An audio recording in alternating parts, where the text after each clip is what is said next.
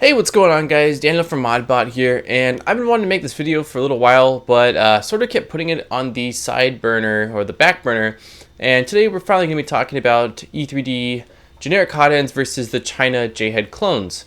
All the views in this video obviously are that of my own and just from my own personal experience.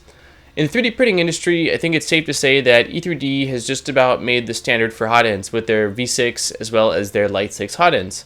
Jheads, if you don't know, are essentially knockoffs of the E3d hot ends that go for a small fraction of the price.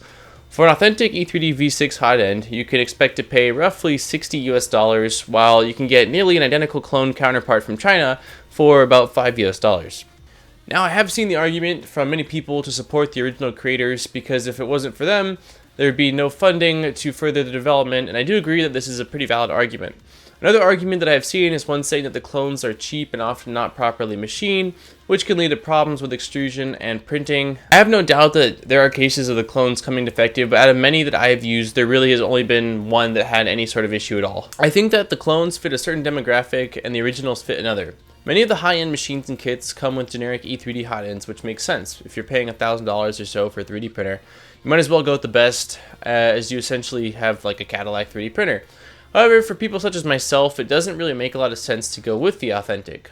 When I'm building a cheap China 3D printer kit that costs anywhere from roughly $150 to $250, I have a really hard time justifying the need to spend an extra 25% of my printer cost on the generic hot end.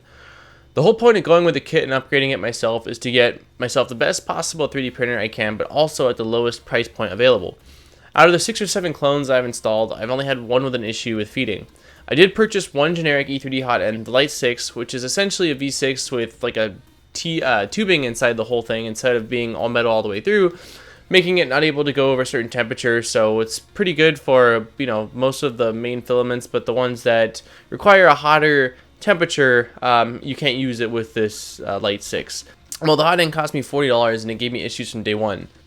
So the whole argument of them having better quality control may be true, but for that one $40 authentic, I could have gotten 8 clones, and I can assure you that at least most of them would have worked flawlessly. So back to my initial, the only thing I can see is the supporting of the creator, which I do think is a great and valid argument.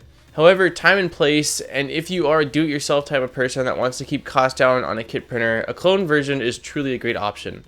Anyways, what do you guys think about using these clones? Also, what is your experiences with using the clones versus the authentic E3d hot ends? Because I know that I am not the only one that has used the clones and had success with them.